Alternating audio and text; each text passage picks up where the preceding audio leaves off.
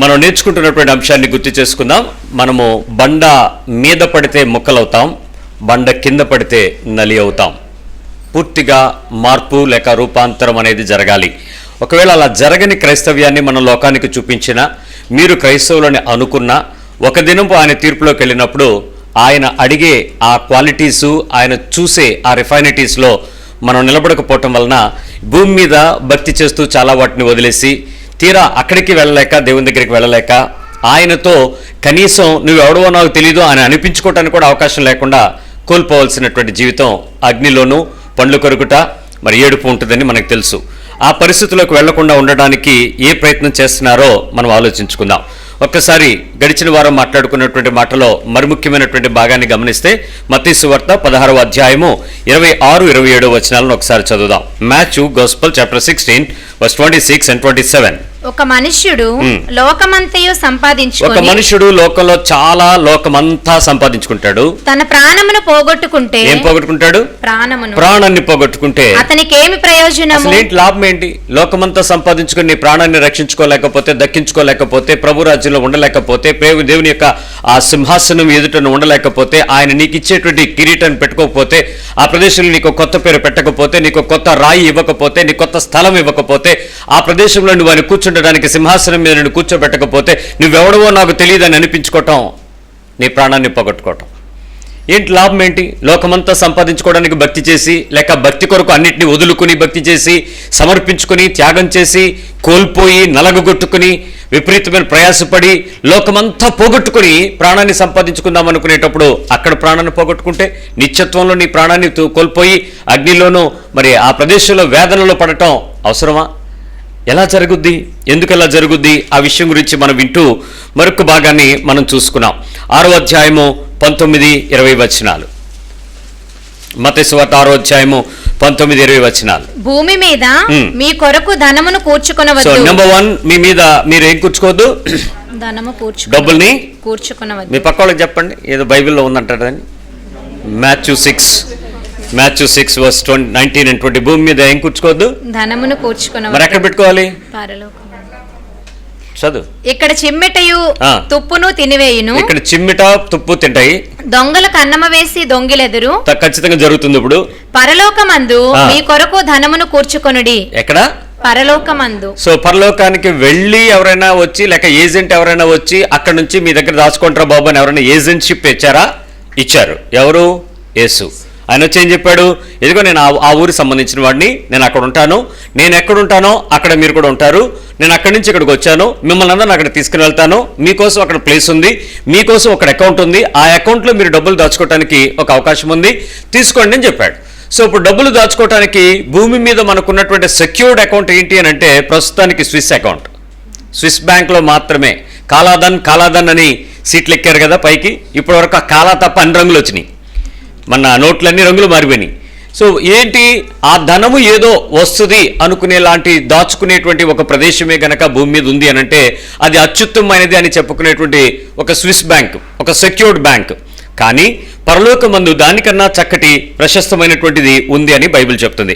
ఇంకా కొంచెం చదువురానా? అచ్చట చిమ్మెట అయినను తుప్పైనను దాన్ని తినివేయదు. ఇక్కడ తేడా ఏంటంటే ఇక్కడ 2 ఉంటాయి, అక్కడ 2 ఉండవు. ఇంకా దొంగలకు అన్నము వేసి దొంగిలరు. పరలోకంలో దొంగలు ఉండరు. మీ పక్క వాళ్ళకి చెప్పండి, పరలోకంలో దొంగలు ఉండరు. రాజకీయ దొంగలు ఉండరు. ఇంకే రకంగా చీట్ చేసే, ఫ్రాడ్ చేసే పంజాబ్ నేషనల్ బ్యాంక్ ఎత్తేసినట్టు అలాంటి బ్యాంకులు ఎత్తేయటం కూడా ఉండదు. అక్కడ దొంగలు ఉండరు. నీ ధనం ఎక్కడ ఉండునో, నీ ధనము ఎక్కడ ఉండునో అక్కడనే నీ హృదయము ఉండును. అక్కడనే నీ హృదయము ఉండును. నీ ధనము ఎక్కడ ఉండునో అక్కడనే నీ హృదయము ఉండును. ఇది మొదటి అనుభవంలోకి మనం విన్నటువంటి మాట. నిజానికి దీని మీద మీరు చాలా ప్రసంగాలు వినేసి ఉంటారు, చాలా విషయాల్లో మీకు ఒక ప్రత్యక్షత వచ్చేసి ఉంటుంది ఈ పాటికి కూడా. నిజంగా దేవుని యొక్క మాటను గనక మనం అర్థం చేసుకుని ఈ మాట మనం లోపలికి వెళ్తే ఏం జరుగుద్దో చెప్తాను, జాగ్రత్తగా వినండి. 21వ వచనంలో ఏంటి మళ్ళీ చదువునది? నీ ధనము ఎక్కడ ఉండునో అక్కడనే నీ హృదయము ఉండును. మళ్ళీ మారింది ఏంటి? నీ ధనము ఎక్కడుంటే నీ హృదయము అక్కడనే ఉండును. అక్కడేముంది? హృదయం. ఇప్పుడు మీ ధనం ఎక్కడుంది? మీ హృదయం ఎక్కడుంటుందో అక్కడే ఉంటుంది. ఇప్పుడు దాని తిరిగే చెప్పాను. డబ్బు ఎక్కడుంటే అక్కడ ఏముంది? ఇప్పుడు హృదయం ఇప్పుడు నీ హృదయం ఎక్కడుందో అక్కడ ఏముండి ఉండాలి? డౌటే ఉంది. అట్నుంచి చెప్పినా ఒకటే. ఇప్పుడు మన కాన్సెప్ట్ ఆఫ్ క్రిస్టియానిటీ అంతా కూడా బ్లెస్సింగ్స్ మీద ఆధారపడినప్పుడు, రిచెస్ మీద ఆధారపడినప్పుడు, ఒక సుపీరియారిటీ మీద ఆధారపడినప్పుడు, ఒక సొఫిస్టికేషన్ మీద ఆధారపడినప్పుడు, ఒక బ్లెస్సింగ్స్ మీద ఆధారపడినప్పుడు నీ హృదయం ఎక్కడికి వెళ్తుంది? అక్కడికి వెళ్తుంది. అది కావాలి, అది పొందుకోవాలి, అక్కడికి వెళ్తే జరుగుద్ది అని అంటే అక్కడికి వెళ్ళటానికి చాలా ఆసక్తి చూపిస్తుంది మనసు. అది పొందుకోవడానికి ఇష్టపడుతుంది, ప్రయాసపడుతుంది. ఇంకేదైనా షార్ట్ కట్స్ ఉంటే దాన్ని కూడా తీసుకుంటాం. తప్పుడు మార్గాలు ఉంటే దానిలో కూడా వెళ్ళి మంచి పద్ధతిలో దాన్ని ఏదో తెచ్చేసుకోవచ్చు అని విపరీతమైనటువంటి ప్రయాసపడుతూ ఉంటుంది మానవ శరీర స్వభావం. మరి దేవుని మాట చెప్తున్న దానికి మరికొంచెం లోపలికి కనుక వెళ్ళడానికి ప్రయత్నం చేస్తే మన హృదయము ఎక్కడ ఉంది అనేటువంటి విషయాన్ని కొంచెం పరిశీలించుకుందాం. ఈరోజు కొంచెం ఇబ్బంది పడద్దు, పడినా పర్వాలేదు, జాగ్రత్తగా విందాం. ఆలోచించండి. ఇప్పుడు నేను మీకు 2 ఆప్షన్స్ ఇస్తాను. ఆ 2 ఆప్షన్స్లో మీరు ఏం చేయాలనుకున్నప్పటికీ కూడా తీసుకోండి. మత్తయి సువార్త 13వ అధ్యాయంకి రండి. 44వ వచనం. మొదట 44. పరలోక రాజ్యము పొలములో దాచబడిన ధనమును పోలి ఉన్నది. ఒక్క నిమిషం. పరలోక రాజ్యం గురించి ఎందుకు మాట్లాడుకుంటున్నాం మనం? ఇప్పుడు ఎక్కడ దాచుకోమన్నాడు డబ్బులు? పరలోకంలో దాచుకోండి అన్నాడు. పరలోకంలో దాచుకోండి అని అంటే పరలోకంలో ఇక్కడ చెప్తున్న దాని ప్రకారం ఎలా ఉంటుంది, అక్కడ ఎలా ఉంటుంది, అక్కడ పరిస్థితులు ఎలా ఉంటాయి, అక్కడ స్థితిగతులు ఎలా ఉంటాయి, అసలు అక్కడ ఏముంటుంది, నేను వెళ్ళి బతకగలనా లేదా? కొంతమంది నిన్న నాకెవరో ఒక సిస్టర్ గారు ఫోన్ చేశారు, పాస్టర్ గారు కోడలు డెలివరీకి వచ్చింది, న్యూజెర్సీలో ఉంటుంది, నన్ను రమ్మంటున్నారు, నేను అక్కడికి వెళ్తే రొట్టు ముక్కలు తినలేను, నేను వెళ్ళి పొద్దున్న సాయంత్రం వరకు ఆ బంధకాల్లో ఆ తలుపులు వేసుకుని లోపల కూర్చోలేను, నాకు అమెరికా వాతావరణం పడదండి అంటుంది. మరి ఇప్పుడు ఆవిడ పరలోకం పడదా?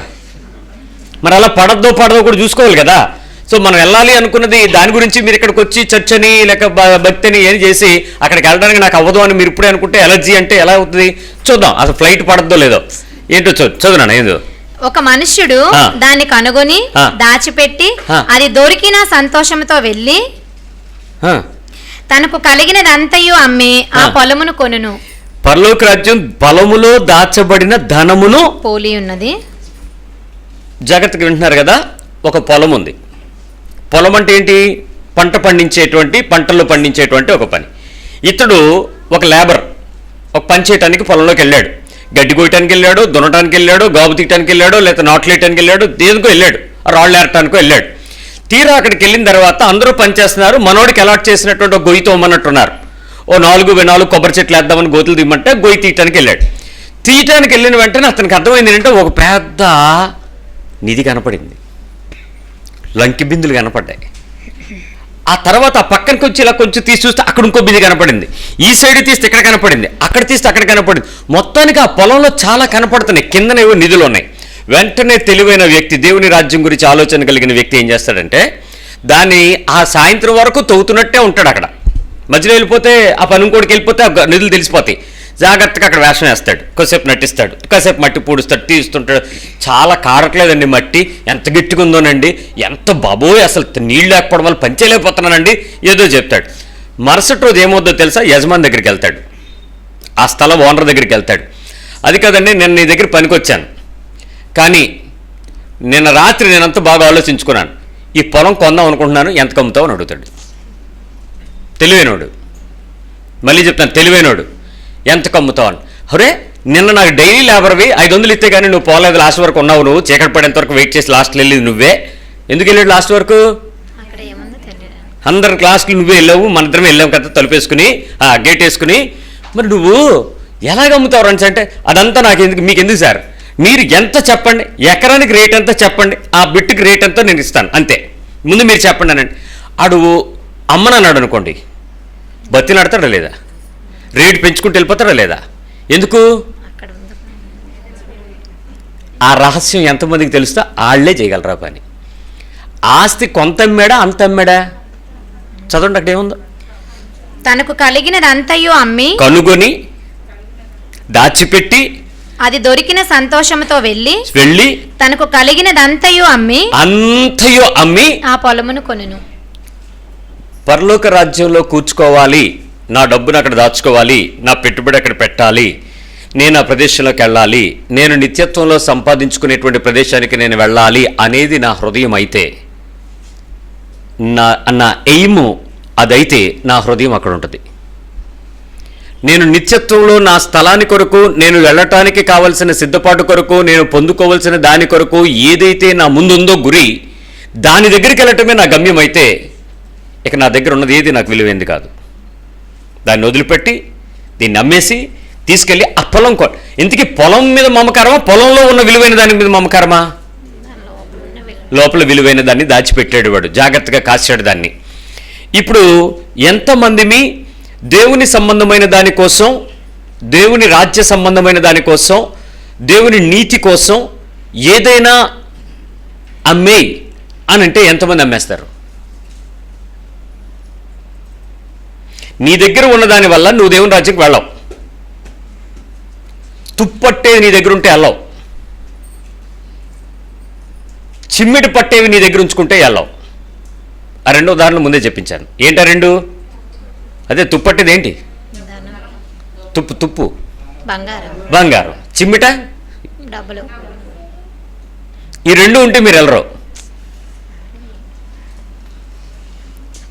ఈ రెండు కావాలంటే మీరు వెళ్ళరు. ఈ రెండు దాచుకుందామంటే అసలు వెళ్ళరు.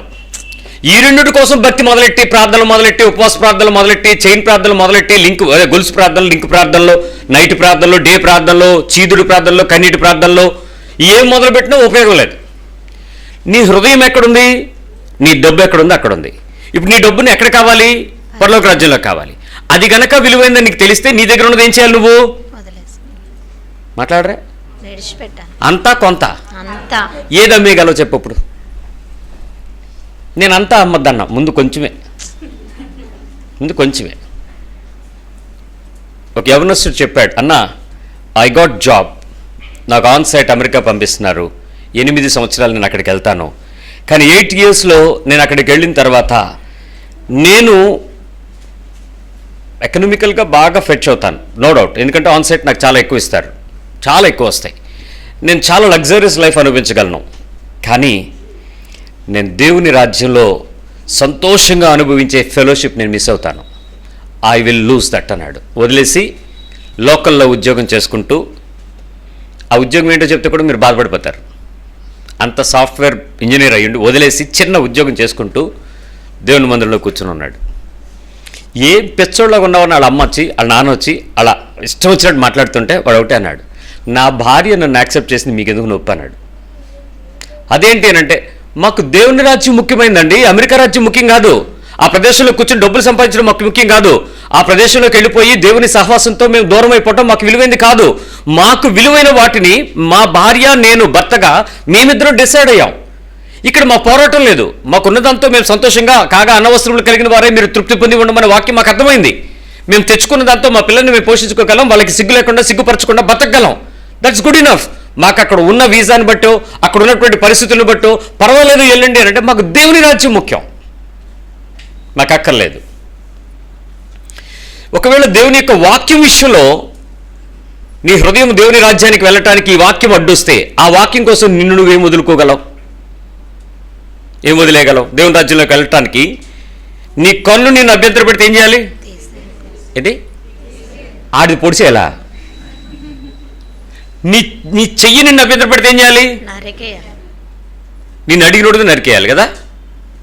నీ కాలుని అభ్యంతర పెడితే, నీ కన్ను అభ్యంతర పెడితే ఎందుకు ఇంత క్లారిటీ ఇస్తున్నాడు? దేవుని రాజ్యానికి వెళ్ళటానికి ఒక ఆటంకం కలిగించే భూమి మీద నీకు ఏదైనా ఒకటి ఉంటే అక్కడ నీ హృదయం ఉండిపోయింది. ఇప్పుడు నీ హృదయం ఎక్కడైతే నిలిచిపోయిందో దానిని దేవుని యొక్క రాజ్యము అనే దాని వైపు తిప్పగలిగితే, ఆ ప్రదేశంలో చూడవలసిన విషయాల కొరకు నీ జీవితంలో నువ్వు ఏమేమి వదులుకోగలవు? నీ శరీరం నుంచి ఏమేమి వదిలేయగలవు చెప్పు. ఆఫ్టర్ ఆల్ ఒక ప్రదేశంలో దేవుడున్నాడు అని చెప్పి నమ్మి వీళ్ళ విశ్వాసం, అక్కడికి వెళ్ళిన తర్వాత ఒక ఆవిడ వెనక్కి వచ్చి చెప్పింది, కాశీ వెళ్ళొచ్చి చాలా నవ్వుతా ఉంది. ఆవిడ ముఖంలో నవ్వు చూసి కొన్ని సంవత్సరాలు అయింది, యేసుప్రభుని నమ్ముకున్నాయి. నేను ఆవిడని అడిగాను, ఏంటి ఈ మధ్య చాలా హుందాగా ప్లెజెంట్గా మీ ముఖం కనపడుతుంది అని అంటే, నాయన యేసుప్రభు నమ్ముకున్నాను కదా నాయన అంది. యేసుప్రభు నమ్ముకోక ముందు నుంచి కూడా నేను తేడా కనపడుతుందమ్మా, ఎందుకంటే మీ ఇంట్లోకి వచ్చినప్పుడు మీ కోడలు, మీ కొడుకు అందరూ చర్చకు వచ్చేవారు, ఆవిడ వచ్చేది కాదు. భయంకరమైన పూజ గది ఆవిడది, ఇంటి నిండా బొట్లే.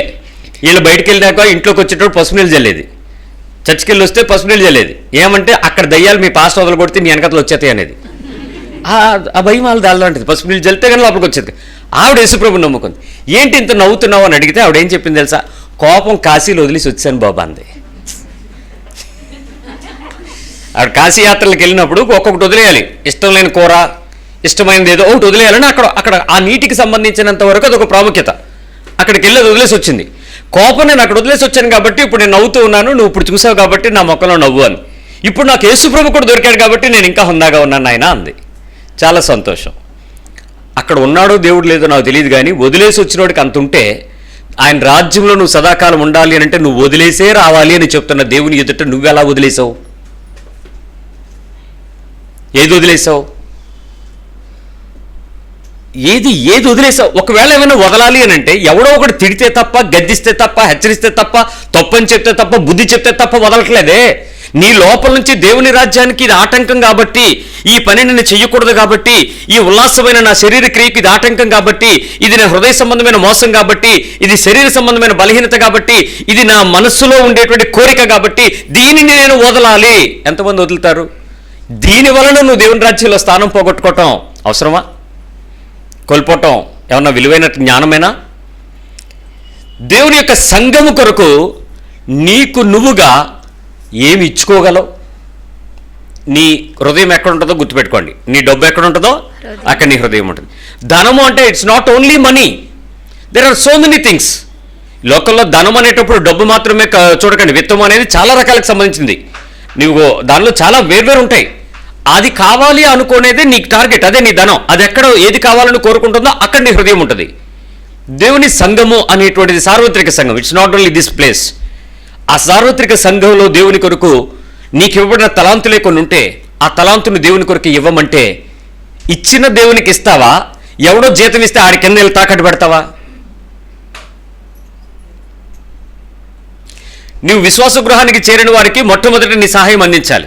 ఎలా అందించాలి? ఉచితంగా అందించాలి. ఎలా ఇవ్వాలి?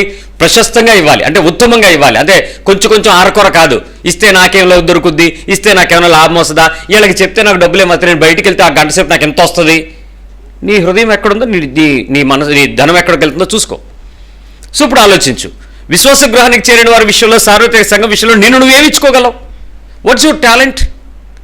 నీకు దేవుడు చాలా ఇచ్చాడే, ఎన్నో ఇచ్చాడే. నీ వయస్సును బట్టి, నీ జ్ఞానాన్ని బట్టి నీకు ఇవ్వబడ్డ తలంతులు లెక్కేస్తే ఒకటా రెండా? ఒకరికి ఉన్నది ఇంకొకరి దగ్గర లేదు. కానీ ఏమి ఇచ్చుకున్నారు? ఏమి ఇవ్వడానికి సిద్ధ మనసు ఉంది? నేను ఇది అవైలబుల్గా ఉన్నానని చెప్పగలిగే వాళ్ళు ఎంతమంది ఉన్నారు? నేను మొన్న చిల్డ్రన్ క్యాంప్ గురించి మాట్లాడుతూ ఉన్నప్పుడు ఒక సిస్టర్ గారు నా దగ్గరికి వచ్చి, పాస్టర్ గారు దసరాలో ఏ టైం నుంచి ఏ టైం వరకు పెడతారండి అంది. నేను చిల్డ్రన్ క్యాంప్ కాదు, బైబిల్ ట్రైనింగ్ క్యాంప్ గురించి మాట్లాడుతున్నప్పుడు షీ ఆస్క్డ్ మీ. వెంటనే నేను అమ్మ ఈ టైం నుంచి ఆ టైం పెడతాను అంటే వెంటనే ఆవిడ ఏం చెప్పింది తెలుసా? వెరీ గుడ్ అండి, 15వ తారీఖు వరకు పెట్టేయండి అంది. మేము ఇంకా డేట్ ఫిక్స్ అయ్యలేదు, నువ్వు డేట్లు పెడుతున్నావు ఏంటన్నాను. అంటే ఆ రోజు వరకు నేను సెలవు పెట్టుకోవడానికి నాకు అవకాశం ఉంది.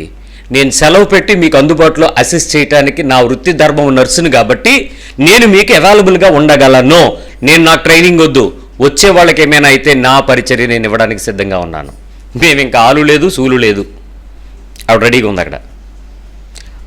I am blessed with my nursing.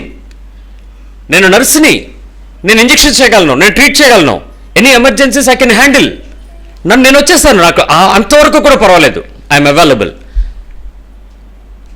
డబ్బులు ఇవ్వాలా, జీతం ఇవ్వాలా, కానుక ఇవ్వాలా, లేకపోతే ఆవిడకి ఏమైనా ఇవ్వాలా? ఆవిడ సమర్పణ ఎంత విలువైనది? నీకేముంది? నీ దగ్గర ఏముంది? దేవుని సంఘానికి నువ్వు చేయగలిగింది ఏంటి? ఐఎమ్ అగైన్ టెలింగ్ యూ, నువ్వు ఏ సంఘము అనేది పేర్లు పెట్టకు, ఈ ప్రదేశం అని పాస్టర్లు చూడకు. దేవుని బిడ్డలు సంఘము. క్రీస్తు శరీరం చాలా అవయవాలతో నింపబడి ఉంది. అవయవాలన్నీ కలిస్తేనే దానిలో రోమన్ క్యాథలిక్ ఉంటుంది, బ్యాప్టిస్ట్ ఉంటుంది, మెథడిస్ట్ ఉంటుంది, ఇండివిజువల్ ఉంటుంది, ఫెలోషిప్ ఉంటుంది, ఇంకేదో ఉంటుంది. అన్నీ కలిస్తేనే సంఘం. దేవుని యొక్క విలువని తెలిసిన తర్వాత నీ శరీరంలో నువ్వు ఏమేమి పోగొట్టుకోవడానికి సిద్ధంగా ఉన్నావు? దేవుని విలువ తెలిసిన తర్వాత దేవుని విలువ నీకు తెలిసిపోయింది, రక్షణ విలువ తెలిసిపోయింది, ఆత్మ యొక్క విలువ తెలిసిపోయింది, వాక్యపు విలువ తెలిసిపోయింది, సంఘపు విలువ తెలిసిపోయింది, సేవకుని విలువ తెలిసిపోయింది, పరిచయ విలువ తెలిసిపోయింది. నీ శరీరంలో నుంచి నువ్వు ఏమేమి ఎంతంత ఇవ్వగలవు? మళ్ళీ బైబిల్ అదే చెప్తుంది. నీ ధనం ఎక్కడున్నావో ఇప్పుడు నువ్వు ఎక్కడున్నావో అక్కడ నీ హార్ట్ ఉంది. ఆయనకు కావాల్సిన రాజ్యానికి వెళ్ళాలి అంటే నువ్వు ఎక్కడికో రావాలి. ఎక్కడికో రావాలంటే ఏదో కోల్పోవాలి. ఏదో కోల్పోవాలంటే ఆవిడ ఆస్తంతా కోల్పోయి పరలోక రాజ్యం కొరకు ఆ స్థలం కొంటాడు. ఏమంటే పిచ్చోడు కాకపోతే ఆ లోపల ఏముందో వాడికి తెలియదు, అనుకుంటున్నాడు ప్రశస్తమైందో అన్నదని. కానీ బైబిల్ చెప్తుంది పరలోక రాజ్యం ప్రశస్తమైంది. కన్నీరు లేదు, ఈతి బాధలు లేవు, నొప్పి లేదు, అప్పు లేదు, జబ్బు లేదు, అక్కడ క్రెడిట్ కార్డులు గోల లేదు, దొంగ లేడు. నీకు కావాల్సిందంతా పుష్కలంగా అక్కడ పెట్టుకోవచ్చు. పుష్కలంగా శాంతి సమాధానం కలిగిన ప్రదేశం అది. నిత్యము ఆయనతో ఆనందం కలిగి ఉంటాం. దేవదూతలకు లేని భాగ్యం మనకిచ్చా. దేవదూతలు దేవుని ముఖాన్ని చూడలేరు, మనం ఆయన ముఖాన్ని నేరుగా చూడగలిగిన ప్రేమ ఉంది. ఇప్పుడు ఆ ప్రదేశంలోకి వెళ్ళే నువ్వు నీ విలువ తెలిసిపోయింది, దేవుని విలువ తెలిసిపోయిన తర్వాత అసలు నీ లోపల నుంచి ఏమేమి ఇచ్చేసుకోగలవు? Let me tell you something. యేసుప్రభు వారు శిష్యులందరినీ తీసుకుని, ఒక ఇద్దరిని తీసుకుని, ఇద్దరేంట్లే అందరిని రమ్మన్నాడు. అక్కడికి వెళ్ళాడు. బాబు ఇక్కడ ప్రార్థన చేస్తూ మెలకుగా ఉండండి, కొంచెం ప్రార్థన చేయండి. మీరు శోధనలో ప్రవేశించబోతారు. ఇక్కడ నేను లేకపోతే మీరు శోధనలో ప్రవేశించుకున్నట్లు మీరు ఎలా ఉండాలి? మెలకుగా ఉండి కబుర్లు చెప్పుకోండి, బైబిల్ స్టడీ చేయండి. ఏం చెప్పాడు? ప్రార్థన చేయండి అని చెప్పాడు. ఈయన రాయి వెద్ద దూరం వెళ్ళాడు. ఇసిరితే అంత దూరం వెళ్తే అంత దూరం వెళ్ళాడు, కూర్చున్నాడు, ప్రార్థన చేశాడు. నా బిడ్డలు ప్రార్థన చేస్తున్నారు, ఎందుకంటే నేను శోధనలో ముగించుకుని శోధన జయించి నేను వెళ్ళిపోతా, కానీ నెక్స్ట్ నా శిష్యులకి స్టార్ట్ అయిపోద్ది ఆ శ్రమ అంతా. సో వీళ్ళు ఎలా ఉన్నారో చూద్దామని వచ్చాడు. అప్పటికి వీళ్ళు ఏమవుతుంది? చాలా రోజుల తర్వాత ఏసీ రూమ్లో కూర్చున్నప్పుడు మనకు రెప్పలాడుతున్నాయి చూడలాగా, చల్లగా.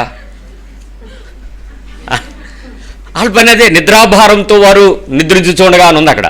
నిద్ర భారం వస్తే ఎవడ ఆపలేం కదా, పడుతుంది. హే ఏం చెప్పాను, ఏం చేస్తున్నారు? కొద్దిసేపు మెలకుగా ఉండలేరా? ఒకసారి మీ పక్క వాళ్ళని అడగండి, ఆయన ఏది చెప్తున్నాడని చెప్పండి. కొద్దిసేపు మెలకుగా ఉండలేరా? ఎవడి కోసం మెలకువా? యేసుప్రభు కోసమా?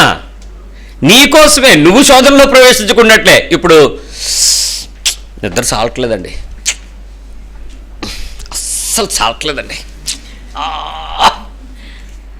కొద్దిసేపు మెలకుగా ఉండలేవా? ఒక రాత్రి మేల్కొని ఉండలేవా? ఓయి నిద్రపోతా లే, ప్రపంచం అలతలాకుతలం అయిపోతుంది, నినివే పట్టణం మీదకి ఉగ్రత రాబోతుంది, నిద్రపోతా. ఎలా పడుకున్నావురా నువ్వు కింద? లే, నా ప్రజలకు చెప్పాల్సడానికి నిన్ను నేను రేపుకుంటే, నీ గురించి నేను ప్రణాళిక వేసుకుంటే నువ్వు నిద్రపోతావురా కిందకెళ్ళి? లే, నువ్వు నిద్ర లేకపోతే పడవ తలకిందులైపోతుంది, నీ జీవితం నావ తలకిందులైపోతుంది. నీతో కనెక్ట్ అయి ఉన్నటువంటి ఆ నావలో ఉన్న వాళ్ళందరూ తలకిందులైపోతారు. ఒకడు కాదు, ఇద్దరు కాదు. ఆహారం నేలపోలైపోయింది, చూసుకోండి. ఓడలు తెంచేశారు, సరుకులు పారబోశారు. ఏం చేయాలో తెలియట్లేదు. నిద్రపోతున్న ఒక మనిషి కింద ఉన్నాడు, మెలకుగా ఉండాల్సిన వ్యక్తి. దేవుని రాజ్యం తెలిసినా, దేవుని నీతి తెలిసినా, దేవుని విలువ తెలిసినా, నీ బ్రతుకులో కొద్దిసేపు నీ దగ్గర ఉన్న దానిలో నుంచి కొంచెం సుఖాన్ని వదలేవా? కొంచెం సుఖాన్ని వదలేవా? కొంచెం సుఖాన్ని వదలేవా? కొద్ది సుఖాన్ని కూడా వదలేవే. నీ హృదయం ఎక్కడుందో తెలుసా? ఇప్పుడు పరుపు మీద ఉంది, మంచం మీద ఉంది, నిద్ర మీద ఉంది, గొప్ప సుఖం మీద ఉంది. నిద్ర సుఖం ఎరగదంట, అది సామెత. ఆకలి రుచి ఎరగదు, నిద్ర సుఖం ఎరగదు. ఎంత నిద్రపోయినా మరో కొంచెంసేపు ఉంటే బాగుండు అనిపిస్తుంది. పిల్లలు తిండి తినకుండా నిద్రపోతుంటారు. ఏమంటారు? సుఖం అలాంటిది. కొంచెం కంఫర్ట్స్, సౌఖ్యాన్ని వదలగలవా? కొన్ని సౌఖ్యాలను వదులుకోగలవా దేవుని విలువ తెలిసిన తర్వాత? కొంచెం సౌఖ్యాలను వదలగలవా? ఒక ఆయన చెప్తున్నాడు, ఇలా మేము మాట్లాడుకుంటుంటే వింటున్నాడు అనేసి, పాస్టర్ గారు ఎప్పుడండి, ఎప్పుడు నుంచండి అన్నాడు. పలానప్పటి నుంచి అండి. సార్ ఏమనుకోవద్దు, కానీ మంచాలు ఉన్నాయి కదా. ఆలు లేదు, సూలు లేదు. మేము మాట్లాడుకుంటుంటే మంచం గురించి మాట్లాడుతున్నాడు. ఏమంటే కింద పడుకుని లెగలేనండి. సౌఖ్యం వదలడు. ఇప్పుడు నేను మంచం ఇచ్చాను అనుకో, పరుపు తెచ్చుకోవచ్చా అని అడుగుతాడు. ఇప్పుడు పరుపుకు పర్మిషన్ ఇచ్చాను అనుకో, ఆ తర్వాత వచ్చి మెడ పట్టేసింది సార్, ఇది ఈస్ట్ వెస్ట్ వేశారు, మీరు సౌత్ నార్త్ వేయండి అని అడుగుతాడు. ఎవడండి సౌఖ్యాన్ని వదులుకుంటాడు ఈరోజు? ప్రభు నిమిత్తం నీ హృదయం ఎక్కడుంది, నీ డబ్బులు ఎక్కడున్నాయో, లేక నీ సౌఖ్యం ఎక్కడుందో అక్కడ ఉండిపోయింది. అక్కడి నుంచి నేను బయటికి రా, వదిలేసుకో. నీ ప్రాణాన్ని ఆయా ప్రదేశంలో లోకమంతా సంపాదించుకుని పోగొట్టుకోవడానికి ప్రయత్నం చేయవే. రైట్. ఒకవేళ నీ స్వంతాన్ని దేన్నైనా వదలగలవా? సొంతం, సెల్ఫ్ ఏమైనా వదిలేయగలవా? సెల్ఫ్, స్వంతం. నేను నా పదాలు జాగ్రత్త గుర్తుపెట్టుకోండి. మొదటిది సుఖం, రెండోది సౌఖ్యం, మూడోది స్వంతం, సెల్ఫ్. స్వంతమైంది ఏమైనా వదిలేయగలరా? సొంతం వదిలేయగలరా? సొంతం. ప్రతిదాన్ని దేనికో దానికి లింక్ పెట్టుకునే కదా మనం బతుకుతున్నాం. ఐదర్ ఇన్కమ్ సోర్సు, లేకపోతే ఇంకెక్కడి నుంచి వచ్చే రిసోర్సు వీటితోనే మొత్తం అల్లేసుకున్నాం జీవితం అంతా. ఎంత బలహీనం అయిపోయామంటే పిల్లరా, నువ్వు రేపు బతుకుతావన్నోడు ఎవడైనా ఒకటి లేచి నేను బతుకుతానని చెప్పండి, ఎక్కడ లేచి. నాకు కూడా గ్యారంటీ లేదు, ప్రభు రాకట నాకు తెలియదు కాబట్టి. ఏమన్నాడా 25 సంవత్సరాలు ఈఎంఐ పెట్టుకుంటున్నాడో లేదో చూడండి. 15 సంవత్సరాలు బండికి, ఇల్లుకి, 4 ఏళ్ళు బండికి, ఫ్రిడ్జ్కి 2 సంవత్సరాలు. నువ్వు బతుకుతావా? గ్యారంటీ ఉందా నీకు? ఆడు నమ్ముతున్నాడండి. మనకు సంగతారా తెలియట్లేదు.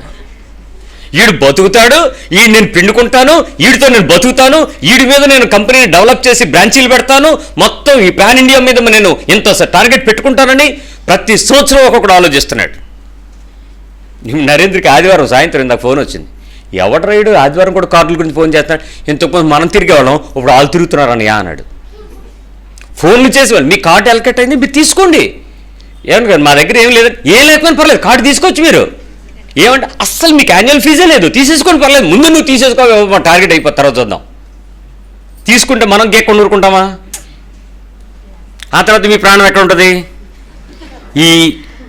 EMI. ప్రతి సందర్భంలో నీ స్వంతంలో నుంచి నువ్వు కొన్ని కోల్పోవడానికి ఇష్టపడగలవా? నీ స్వలాభాన్ని కొంత పెట్టుబడిగా మార్చగలవా, వదిలేయగలవా దేవుని రాజ్యం కోసం? స్వలాభమైనది ఇది. దీనివల్ల నాకు ఇంత ఎసర్ట్స్, ఇంత లాభం, ఇంత ప్రాఫిట్, ఇంత మార్జిన్, ఇంత డివిడెండ్, ఇంత ఇన్షూర్డ్, సమ్ ఇన్షూర్డ్, ఇంత ఉంది. ఏదైనా దేవుని కొరకు స్వలాభాన్ని వదలగలవా? నీ హృదయం ఎక్కడ ఉంటుంది? నీకు కావాల్సింది ఏదైతే ఉందో అక్కడ ఉంటుంది. ఆ కావాల్సిందే ఇదైతే అది వదిలేసుకోవచ్చు. స్వనీతిని వదలగలవా? స్వనీతి, సెల్ఫ్ రైచస్నెస్. సెల్ఫిష్నెస్ వేరు, సెల్ఫ్ రైచస్నెస్ వేరు. నేను గొప్పవాడిని, నేను నీతివంతుడిని, నేను పరిశుద్ధుడిని, నాకు అన్నీ తెలుసు, నాకు తెలియంది ఏం లేదు. ఆఫ్టర్ ఆల్ అదా ఆ సిచ్యువేషనా? Self righteousness. మురికొడ్లు అని చెప్పింది చూసావు బైబిల్, అది తెల్లగొడ్డలా కనపడింది. ఇలాగా నేను వేసుకున్న చోట తెల్లగా, ఇదంతా మురికి దేవుని దృష్టిలో. ఇప్పుడు చెప్పండి, మంచిది అనేటువంటి నీ అనుభవం నిన్ను ఎక్కడికి తీసుకెళ్లొద్దో నేను చెప్పనా? ఇప్పుడు 45వ వచనం చదివితే తెలిసిపోతుంది. మత్తయి సువార్త 13వ అధ్యాయం 45వ వచనం, మాథ్యూ 13:45. మరియు పరలోక రాజ్యము, ఇందాక మరియు లేదు, దానికి ఇక్కడ యాడ్ అయింది. మరియు పరలోక రాజ్యం మంచి ముత్యములను కొన వెదుకుచున్నా, మంచి ముత్యములను కొన వెదుకుచున్నా, మంచి పెరల్స్ కొనటానికి వెతుకుతున్నా వర్తకుని పోలి ఉన్నది. మీకు తెలుసా 80s, 87, 88, 85 to 89, 88 వరకు పెరల్ ఎవరైనా ముత్యాలు మెడలో ఉంటే వాళ్ళు చాలా గొప్పళ్ళు. హైదరాబాద్ పెరల్స్ అని అప్పుడు తెగమ్మేవారు. అవి డూప్లికేట్ అని, ఒరిజినల్ అని మీ ఇంటికి వచ్చి, మీ వీధుల్లోకి వచ్చి, దానికి బంగారపు తీగ, దానికి చిన్న పోస, దానికి చిన్న పగడం, దానికి రకరకాలు కలిపి, అందరూ స్త్రీలలో నల్లపూసలు ఎంత కామనో ముత్యాల దండ అంత కామను 80s టైంలో. ఆ టైంలో ఆ ముత్యాల దండలో గుండ్రపు ముత్యాలు, ఒక ఓవెల్ షేప్ ముత్యాలు, లేక ఇంకొక రకరకాల ముత్యాలు, ఆ ముత్యం గురించి చూడంగానే ఆ ముత్యాల దండ వాళ్ళు వేసుకుని వస్తేనే ఆ ఫంక్షన్లో హైలైట్. ఒకప్పుడు ఆ ముత్యాలు అనేవి మంచి ముత్యాలు అంటవి, మామూలు ముత్యాలు కాదు, మంచి ముత్యాలు. మంచి ముత్యం ఎలా ఉంటుందంటే నునుపుగా ఉంటుంది, మంచి ఆ పెరల్ షైనింగ్ ఉంటుంది. అది మాలగా వేసుకున్నప్పుడు, దండగా గురి కుట్టినప్పుడు, దానికి రంధ్రం పెట్టి చేసిన తర్వాత అది వేసుకుంటే ఆ మనిషికి చాలా చాలా చాలా మేలు కలుగుద్ది.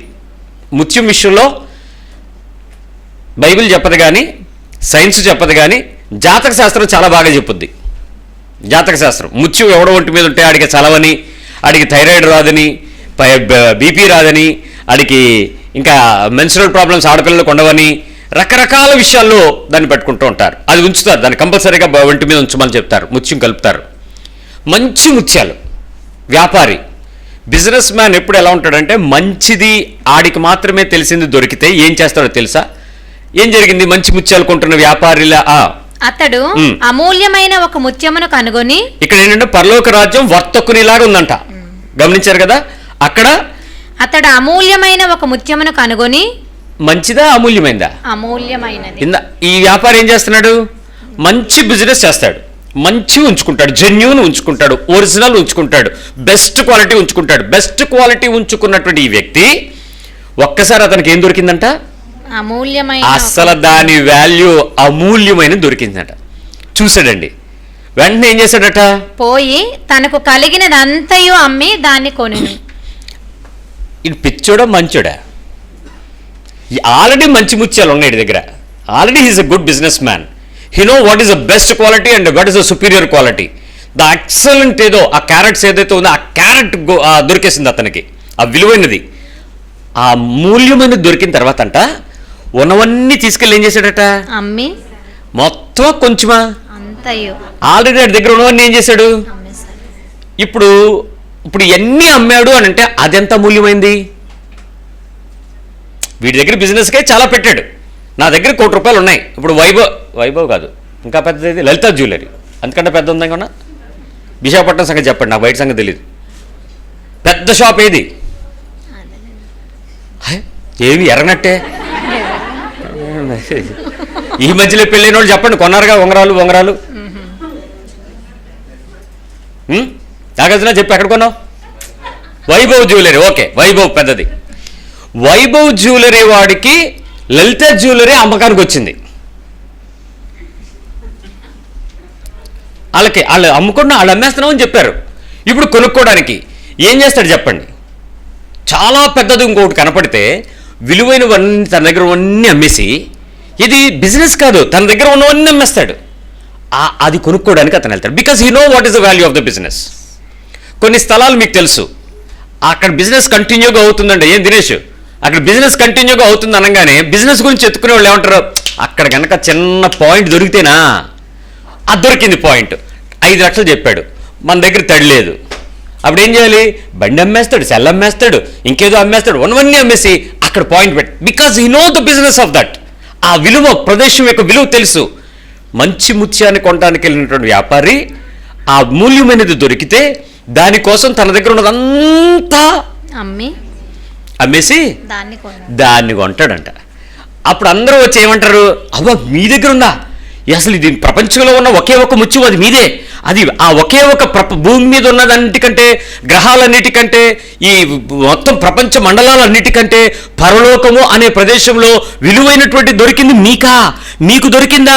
అందుకోసమా మీరన్నీ వదిలేశారు? అందుకోసమా ఉద్యోగం వదిలేశారు? అందుకోసమా వివాహం వదిలేశారు? అందుకోసమా ఇల్లు అమ్మేశారు? అందుకోసమా మినిస్ట్రీకి వెళ్ళిపోయారు? అందుకోసమా సమస్తం వదిలేసి వెళ్ళిపోతున్నారు? అవన్నీ మీకు వద్దని, మీకు పరలోక రాజ్యంలో విలువైన అమూల్యమైనది మీకు దొరికిందా? అక్కడ దాచబడిన ధననిధి దొరికిందా?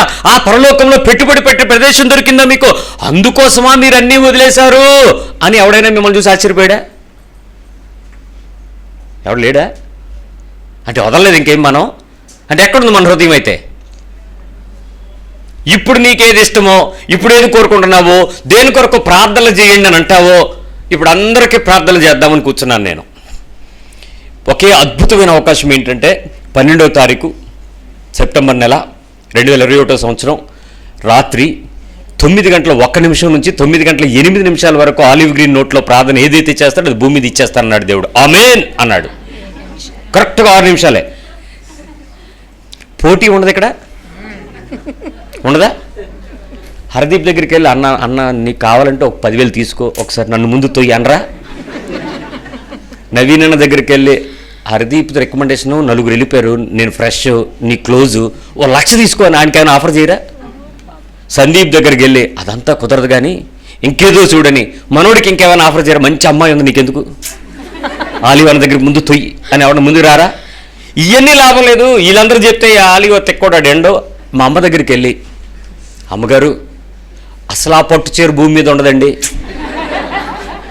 అసలు అది ఇక్కడ కాదండి, మా ఆయన అమెరికా నుంచి కువైట్ నుంచి అలా దిగి వస్తుంటే తీసుకొచ్చిందండి, మీ బాబు దగ్గరికి తీసుకెళ్ళరా అని అది చేతిలో పెట్టరా? ఏదో ఒక అవకాశం ఎందుకు ప్రయత్నం చేస్తారు చెప్పండి? ఆ టైంలో నీకు భూమి ఒకవేళ పొరపాటును తోసుకుని వచ్చావే అనుకో, ఏదో నీ అదృష్టమో లేకపోతే ఈ రికమెండేషనో ఏదో. నేను చెప్పిన వాళ్ళందరూ పాస్టర్లు ఎందుకు చెప్పాను తెలుసు? ఈ మనుషులందరూ పాస్టర్లు అనమాట, వాళ్ళతో దూరిపోదాం అనుకుంటున్నారు కదా. అలాగా వచ్చారనుకో, ఇక్కడికి వచ్చారండి, ప్రభువా వీడికి పరలోకం దయచేయి ఆమేన్ అన్నాను అనుకో.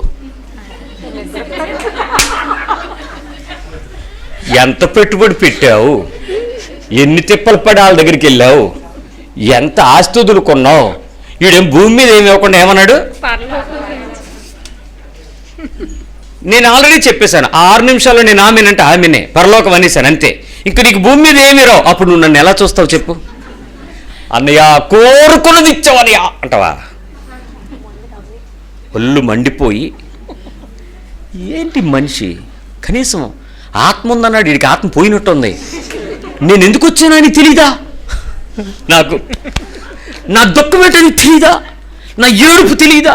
నా ఆశ తెలీదా? ప్రభువా మోసమైపోయింది ప్రభువా. మళ్ళీ వెళ్ళి దేవుడు మళ్ళీ ఈరోజు మంచి ముత్యం కోసం, ఆ దాచబడిన ఆ పొలం కోసం అతడు ఎందుకు వదులుకుంటున్నాడు?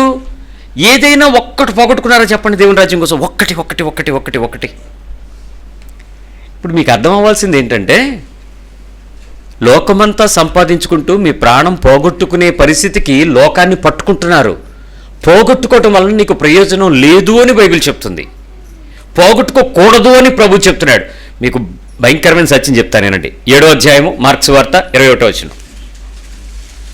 7:21 మార్క్ 7:21. లోపల నుండి, లోపల నుంచి అనగా మనుషుల హృదయములో నుండి దురాలోచనలను. ఒక్క నిమిషం నెమ్మదిగా మాట్లాడదాం. ఎక్కడి నుంచి? లోపల నుంచి. కంచరపాలెం కప్పరాడు ఇంట్లో నుంచా? మర్రిపాలెం ఇంట్లో నుంచా? లాసెన్స్ బే కాలనీ ఇంట్లో నుంచా?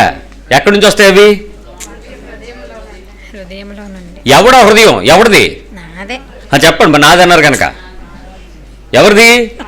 నీ హృదయంలో నుంచి. ఏమేమి వస్తాయంటే, ఫస్ట్ దురాలోచనలను. నీకు తెలుసు ఇప్పుడు నీ హృదయం ఎక్కడ ఉంది. ముందు నీ హృదయంలో కొన్ని ఉన్నాయి, అవి బయటికి వెళ్ళకపోతే, వేలేనివి నేటి నీకు తెలియకపోతే మరి అది ఎలా సాధ్యం? సో ఇప్పుడు నీ హృదయం లోపల ఒకటి ఉంది మంచి లక్షణం. ఏంటో మంచి లక్షణం? దురాలోచన. దురాలోచనలు. నువ్వు మంచివని దాచుకున్నావు, నీ దగ్గర ఉన్నాయి. ఎవరి మీదైనా చెడ్డ ఆలోచనలు ఉన్నాయా? దేని గురించి అయినా దురాలోచనలు ఉన్నాయా? ఎవరి మీదైనా ఆ దురాలోచన కలిగించేటువంటి పరిస్థితి నీ ముందుందా? నీకు హాని చేసిన వారి విషయంలో చెప్పండి. మీకు గాయం కలిగించిన వారు, మీకు బాధ కలిగించిన వారు అకారణంగా కూడా కొన్నిసార్లు ఉంటాయి. ఎందుకంటే అదేదో జరిగి నీ మీద వస్తాయి, నీ మీద కాని అంటే హేతు లేని దెబ్బలు నీ మీద పడితే, యుద్ధం చేసేటప్పుడు అప్పుడప్పుడు కత్తివి పక్కోడి మీద పడద్దు కదా, అలాగా ఏదో జరిగితే. ఇప్పుడు చెప్పండి, దురాలోచనలు ఉంటాయా, మంచి ఆలోచనలు ఉంటాయా అందరి మీద? మీ పక్కోళ్ళు అడగండి, నీకు అందరి మీద మంచి ఆలోచనలు ఉన్నాయా బ్రదర్ సిస్టర్ అని? మాట్లాడుకోరా, పక్కన మాట్లాడుకోవచ్చు.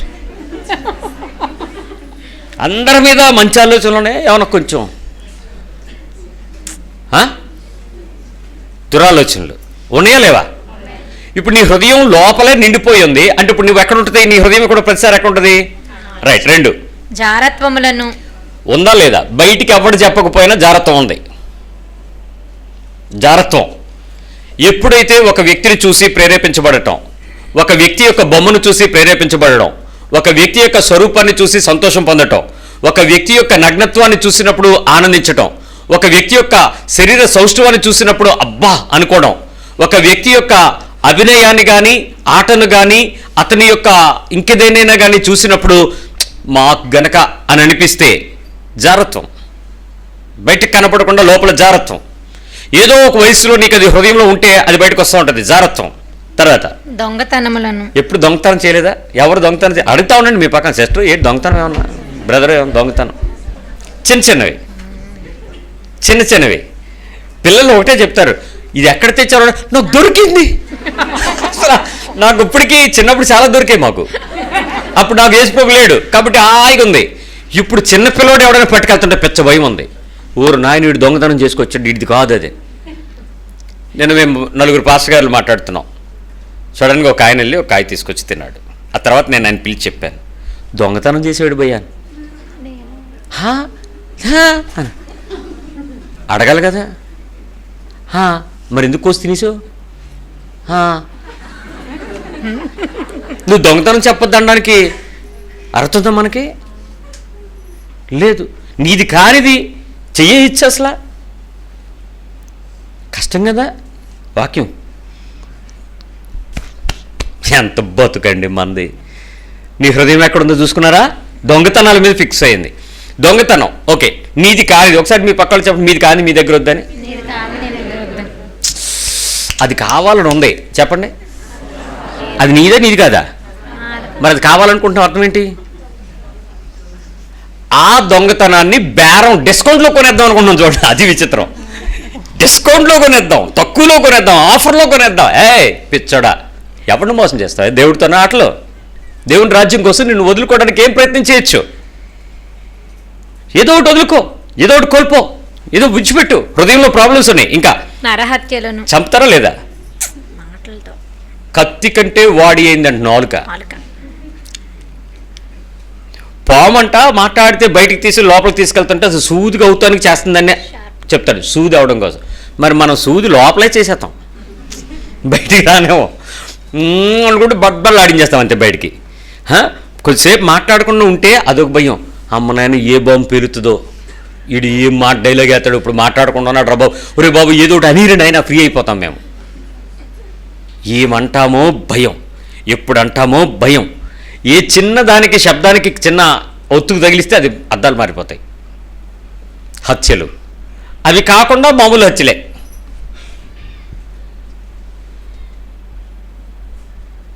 భూమికి భారం అయిపోయావు అందావిడ. దాని అర్థం ఏంటి మరి? చెప్పరే, తెలియనట్టు అలా చూస్తారే.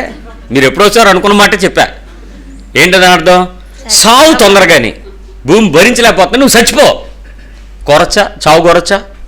మరి ఎందుకు కోరుకున్నావు? తిన్నగా వాల్వో బస్సు వచ్చి గుద్దేను అన్న. మామూలు బస్సు కుదరదు, వాల్వో బస్సు కుద్దడం అండి. నేను వాల్వో బస్సుకి ఏంట్రా సంబంధం అంటే అది గుద్దినట్టు కూడా తెలియదట. అది దాని కింద పడితే మెత్తగా అయిపోతాడట, తెలిపోదంట. అలా గుద్దేయాలి నిన్ను.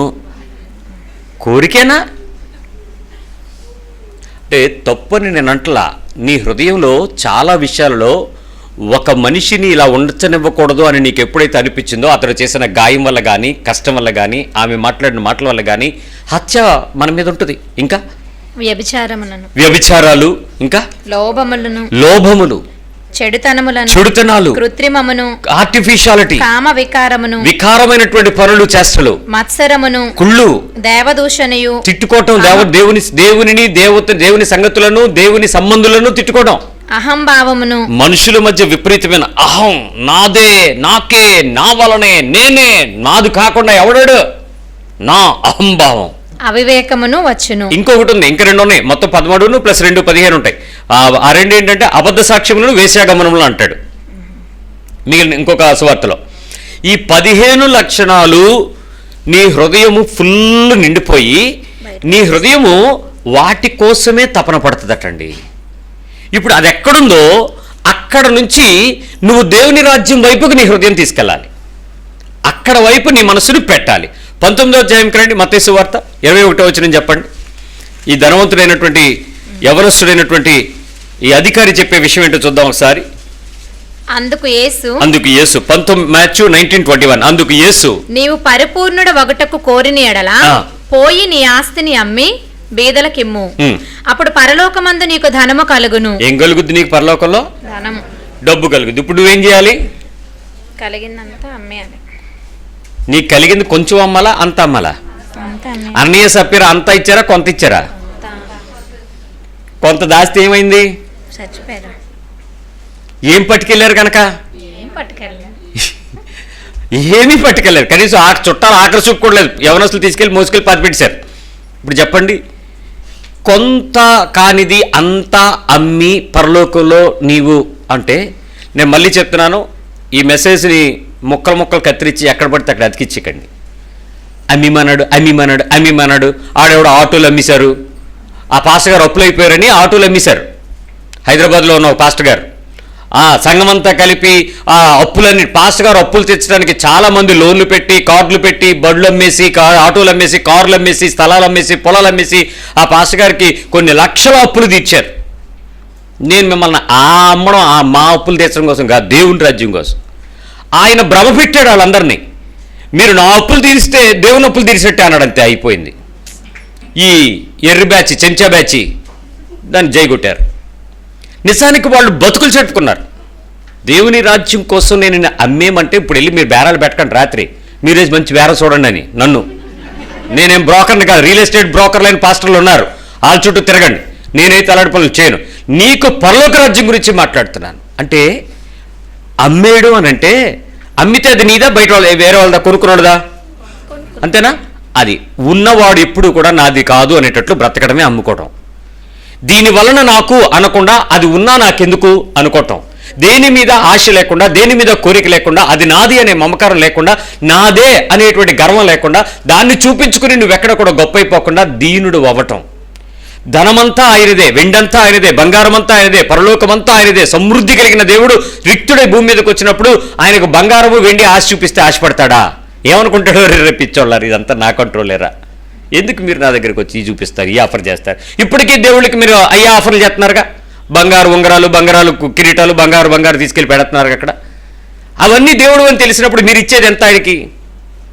ఇప్పుడు దేవుడు నిన్ను అంటాడు, ఇవన్నీ నువ్వు ఎక్కడ దాచుకుంటున్నావో వాటి మీద నీ మనస్సుని పూర్తిగా దేవుని రాజ్యం కొరకు నువ్వు మార్చగలిగితే అక్కడ నీ హృదయం ఉంటుంది. నీ మనస్సు ఎక్కడుందో నీ హృదయం అక్కడికి వెళ్ళిపోతుంది. నీ హృదయం నిండా చెత్త పెట్టుకుని నువ్వు మంచి దేవుడికి కనపడాలని ప్రయత్నం చేస్తూ, మంచి దైవత్వాన్ని చూపించాలని నీ భక్తిని నటిస్తూ, నువ్వు కోరుకుంటున్నవేమో భూ సంబంధమైనవి, వెళ్లాల్సిందేమో పరసంబంధమైనవి, పెట్టుబడేమో పరలోకంలో దాయాలి, భూమి మీదేమో నువ్వు పెంచుకోవడానికి భక్తిని చూపించు, ప్రార్థన చూపించి, విశ్వాసాన్ని చూపించి, లేక ఇంకేదో నీకు ఆ గొప్పతనాలను చూపించుకోవడానికి లగ్జరీ క్రిస్టియానిటీని చూపిస్తున్నావు. లూకాసు వార్తకు రండి, 12వ అధ్యాయము 33వ వచనం. లూక్ 12:33. మీకు కలిగిన వాటిని అమ్మి ధర్మము చేయుడి. ఏంటి? మీకు కలిగిన వాటిని ఇందాకేమో అమ్మి ఎవరికి ఇమ్మన్నాడు? బీదలకి ఇచ్చేయండి. ఇప్పుడు ధర్మం చేసేయండి. దానము చేయటం వేరు, ధర్మము చేయటం వేరు. దానము వేరు, ధర్మము వేరు. దానము చేయటం ఏంటంటే నీకు ఒక ప్రతిఫలం కావాలంటే, నీకు ఒక పుణ్యం కావాలంటే, నీకు ఏదైనా లాభం కావాలంటే నువ్వు దేన్నైనా ఇస్తే అది దానం. గోదానం, భూదానం, వస్త్రదానం, ఆహారదానం, ఇలాంటి దానాలు ఏది ఇచ్చినా దానికి ప్రతిఫలం ఉంది. ఇది చేస్తే నీకు ఇది వస్తుంది అన్నది. ధర్మము ప్రతిఫలం రాదు, అది ఇవ్వాలంతే. నా దగ్గర ఉంది, వాడు అడిగాడు, కాదనకుండా లేదనకుండా ఆ వాటా అతనికి ఇచ్చేయాలి. ఆస్తిని 4 భాగాలు చేసి ఒక భాగం ధర్మం భాగం. ఒకడికే ఇచ్చేయచ్చు, 100 మందికి పంచచ్చు.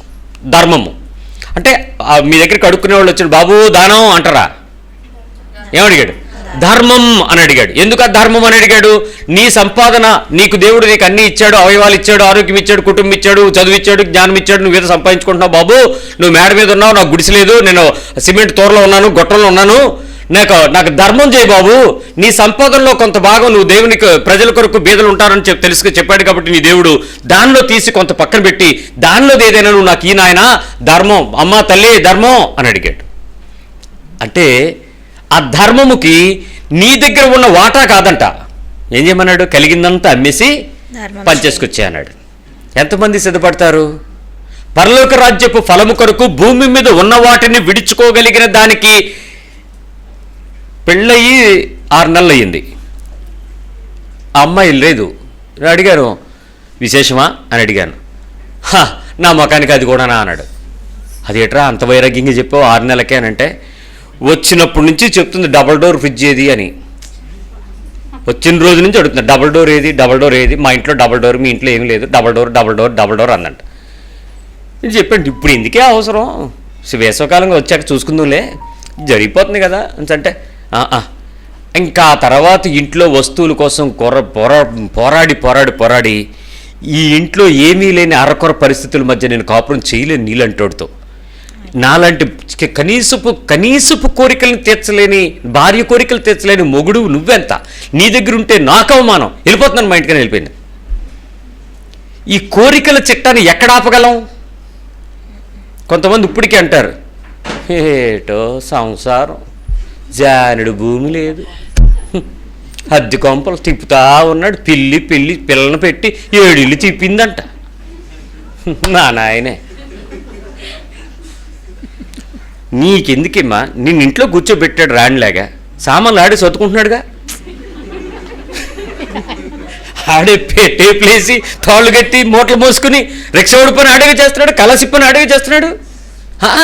వెనక తిన్నగుండక మళ్ళీ దానికి కామెంట్లు, దానికి మళ్ళీ డైలాగులు విసిగించి, దేవుని రాజ్యము నీ కోరికల మధ్య ఉండదు. నాకు అది కావాలి, నాకు ఇది కావాలి, నాకు ఇది తిండి, నాకు ఇది లేదు, నాకు ఇది చూడలేదు, నాకు ఇది చేయలేదు, నాకు అది చెప్పు, నాకు అది తీసుకురా, నాకు అది పెట్టు, నాకు అది చూపించు, నీ సత్తా ఏంటో చూపించు. ఉండదు. నన్ను నేను కోల్పోవడంతో ప్రారంభమవుతుంది. ఆలోచించి చెప్పు. కలిగిన వాటిని అమ్మి ధర్మం చేయండి అని అంటే ప్రతి సందర్భంలో కూడా ఎక్కడెక్కడ దేవుని సన్నిధిలోనికి వస్తున్నటువంటి మనం ఏ ఏ విషయాలలో మన ప్రాణమును సహా ద్వేషించాల్సిన సందర్భం మన ముందుంటే ఏ పరిస్థితుల్లో ముందుకెళ్ళడానికి ప్రయత్నం చేస్తున్నామో చూడండి. ఇప్పుడు నేను మీకు 2 స్టేజెస్ చెప్తాను. రక్షణ పొందడానికి ముందు, ఒకసారి అందరూ చెప్పండి. రక్షణ పొందడానికి ముందు, రక్షణ పొందిన తరువాత. రక్షణ పొందిన తర్వాత. తేడా ఉందా అని అడగండి.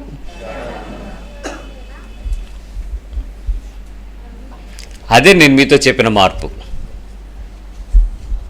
Watts a change? కొంతమంది ఏమంటారో తెలుసా?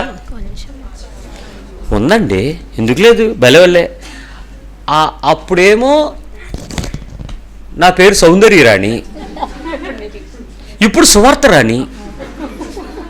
మార్చారు పేరు. మీరే మళ్ళీ నేనే. దా పాపం నాదే. మార్పు ఎందుకు లేదు? కొంచెం ఉంది. తీసాను, ₹1 కాసు తీసాను. బొట్టు ఎందుకు మార్పు లేదు?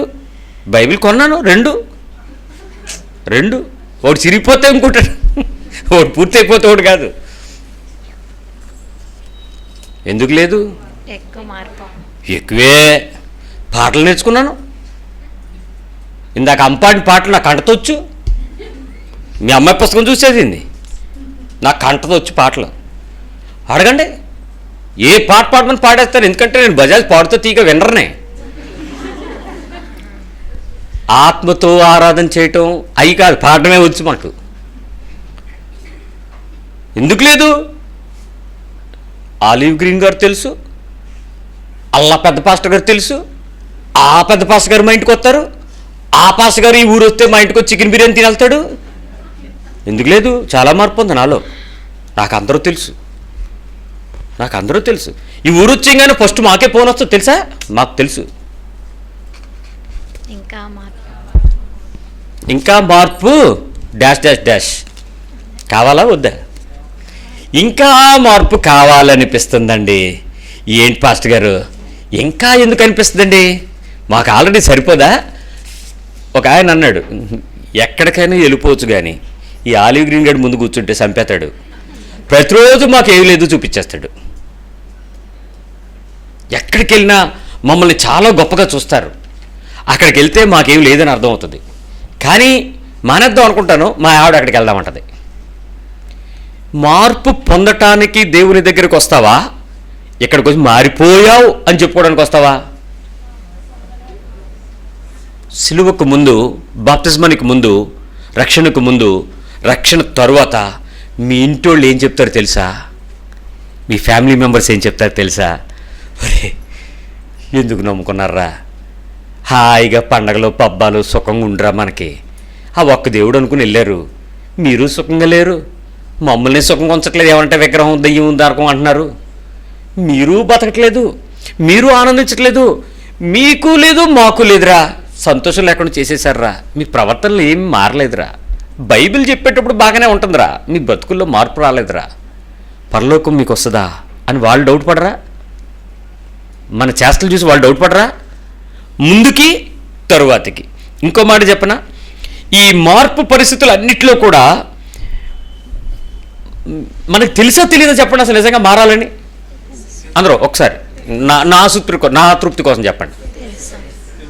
ఏంటో తెలుసా? నాకు కావాల్సిన ఆన్సర్ అయితే రా, గట్టిగా చెప్పండి, తృప్తి పొందుతాను. మార్పు పొందాలని తెలుసు. ఎందుకు మారట్లేదు మరి? చెప్పనా? సమాధానం చెప్పనా? మీరే చెప్పిస్తారా? మీకే తెలుసు, మీ రీజన్స్ మీకుంటాయి. ఎందుకు మారరు? మేము మారాలనుకోవట్లేదు. మా పాత ప్రాచీన పురుషుడు చచ్చిపోయి నీళ్ల కింద పాతి పెట్టబడిన అనుభవంలో నుంచి తవ్వి తీసి ఆ పురుగులు పేగులు ఆనందించాలనుకుంటున్నాం, ఆ పచ్చి మాంసం తినాలనుకుంటున్నాం, ఆ కుళ్ళిపోయిన కంపు మేము చూపించాలనుకుంటున్నాం. అది మా నోట్లో నుంచి మాటల్లోనూ మా శరీరంలో నుంచి ప్రదర్శించేటప్పుడు ఆ సందర్భాలలో భక్తి దగ్గర పాత శవాన్ని ధరించుకుంటాం తప్ప నూతన స్వభావ ఆత్మను ధరించుకోం. మాకు ఇష్టం లేదు. క్రీస్తునందు ఉన్నవాడు ఎవడైనా నూతన సృష్టి కాగా పాతవన్నీ ఎక్కడ గతించాయి. క్రీస్తు కొరకు పౌరుషంగా బతకాలి, లోకం కోసం పౌరుషంగా చావాలి. It's reverse. లేదు, ఇక్కడ అలాగే కావాలి, అప్పుడు కన్నా ఎక్కువ కావాలి. ఇప్పుడు ఎలా సాధ్యమవుతుంది? ఎందుకు కాదు అనుకుంటున్నామో తెలుసా? ఎందుకు ఒప్పుకొని ఇవ్వట్లేదో తెలుసా? మీరు ఒకవేళ మారదామంటే మీ పక్కోళ్ళు కూడా ఒప్పుకో, ఎందుకంటే వాళ్ళు మారాల్సి వస్తుంది కాబట్టి. ఏంటి వీడు మారిపోయింది, ఏంటి ఇతను మారిపోయాడు, భార్య మారిపోతే భర్త మారాల్సి వస్తుంది కాబట్టి భార్యని మారినప్పుడు ఆయన మారడం. ఏమన్నంటే నీ భక్తి నువ్వు చేసుకో, కానీ మరీ ఇంత టూ మచ్ చేయకన్నాడు. టూ మచ్ భక్తి. ఒక ఎండ్కి వచ్చేటప్పటికి, దేవుని రాజ్యం నీ ముందు నిలబడేటప్పటికి, నువ్వు అక్కడికి వెళ్ళటానికి సిద్ధపడేటప్పటికి ఐసీయూలో పైపులన్నీ గొట్టాల్లో పెట్టేసి నోట్లో ముక్కుల్లోని ఆఖరి నిమిషాల మధ్య కొట్టి లెగు లెగు లెగు అంటుంటారు. నీకేం వినపడదు. మాట్లాడు గుద్దుతారు గుండెల మీద, నీకేం తెలీదు. ఆఖరి రోజు ముందు రోజు నువ్వేం చేద్దాం అనుకుంటావు, అది నువ్వు చేయటానికి మంచం దిగడానికి అవదు. నువ్వు కొట్టేసుకుంటున్నావని కాళ్ళు చేతులు కట్టేస్తారు. ఊపిరి తీసుకోలేకపోతున్నావని గొట్టాలు లోపలికి పెట్టి ఆర్టిఫిషియల్ వెంటిలేటర్స్ పంపించేస్తుంటాయి. మరో పరిస్థితి వస్తే, ప్రభువా నన్ను నువ్వు బతికిస్తే మరొక రోజు అంటానికి నీకు ఇచ్చిన రోజులు చాలు నాన్న. నీ కుక్కలు అరుస్తూనే ఉన్నాయి అక్కడ కాపరులు, అయినా నువ్వు వినలేదు. వారు మొరుగుతున్నారు, నువ్వు పట్టించుకోలేదు. వాళ్ళు అరిచి కేకలు వేసి నీ చెవులలో బుర్రలు ఊదారు, నువ్వు వినలేదు. నా రాజ్యానికి నువ్వు బతికి సాధించేదేం లేదు. ఇచ్చిన దినాలన్నిటినీ నా కృపను నువ్వు పోగొట్టావు, నిర్లక్ష్యం చేశావు. నీ స్వంత ఇష్టానికి నీ జీవితాన్ని నువ్వు జీవించానన్నట్లుగా నటించావు. ఆ నటనకు శిక్ష కిందనే ఉంది, పైన లేదు. నాకు తెలిసిన విషయం ఏంటంటే పరలోకంలో పొల్యూషన్ లేదు. పరలోకంలో పొల్యూషన్ చేసే పొల్యూటెడ్ మనుషులు ఉండరు. స్వచ్ఛమైన, యథార్థమైన, సాత్వికమైన, సంపూర్ణమైన పరలోకపు తండ్రి పరిపూర్ణుడు కాబట్టి క్రీస్తునందు ఉన్న ప్రతి నూతన సృష్టి యొక్క పరిపూర్ణతను ధరించుకుని క్రీస్తు స్వభావం కలిగిన వాడు ఆ ప్రదేశంలో నుంచుంటాడు. నువ్వు వెళ్తావా? నువ్వు నుంచుంటావా? నీ కోసం దేవుడు చెప్పినటువంటి విషయాలలో, నీ హృదయంలో, నీ మాటల్లో, నీ క్రియల్లో, ప్రతి సందర్భంలో ఈ 2 స్టేజెస్ యొక్క డిఫరెన్సెస్ని ఒక 10 విషయాలు రాసుకోండి. మీరు ఇంటికి వెళ్ళి కూర్చొని మౌనంగా కూర్చోండి. 1, 2, 3, 4, 10 రాయండి. ఆ 10 ఏంటంటే, ఇంతకు మునుపు నేను ఇలాంటి దానిని, ఇప్పుడు నేను ఇలాంటి వాడిని. లేటెస్ట్ అప్డేట్స్ రాయండి. Latest updates. పాతవి ఎప్పుడు వదిలేసి కొనంటే ఇప్పుడు మళ్ళీ వాటిని కొనసాగిస్తుంటారు. చూడండి, వాటిని మళ్ళీ పట్టుకెళ్ళిపోతూ ఉంటారు. మొన్న ఒక ఆయన చెప్తున్నాడు, పాస్టర్ గారు జబర్దస్త్ చూడకుండా ఉండాలంటే ఏం చేయాలన్నాడు. నువ్వు బాగా మనసు పొందావు కదా అన్నానంటే, ఒకసారి పొందానండి అన్నాడు. అదేంటి ఒకసారి పొందడం ఏంటి? అది ఒకసారిగా జరుగుద్ది. మనసు మారి రూపాంతరం అనేది ఒకసారిగా జరుగుద్ది. నీ మళ్ళీ జరుగుతుంది. ఓకే, ఆ విషయంలోనా? Okay, right. మరి ఇప్పుడు దీనికి సొల్యూషన్ చెప్పండి అన్నాడు. చూడకుండా ఉండడమే అన్నాడు. అదే చూడకుండా ఉండాలంటే ఏం చేయాలని అడుగుతున్నాడు. చూడకుండా ఉండడమే అని చెప్పాను. ఇప్పుడు చెప్పండి, పాపం చేయకుండా ఉండాలంటే ఏం చేయాలి? పిచ్చోళ్ళందరూ ఏం చెప్తున్నారు తెలుసా? ప్రార్థనలో ఉండాలట. ప్రార్థనలోనే ఎక్కువ పాపాలు జరిగించేది. ఏంటో ఎక్కువ పాపాలు తెలుసా? ప్రభువా అది ఇవ్వు, ప్రభువా అది తీసుకురా, ప్రభువా అది చెయ్యి, ప్రభువా అలాగివ్వు, ప్రభువా ఎలా చెయ్యి. యేసు ప్రభు కూడా మీరు అడ్వైజరీ కమిటీయే. ఏం చేయాలో అని స్వాతంత్రం లేదు. ఆయనకే మీరు డైరెక్షన్లు ఇచ్చేసే.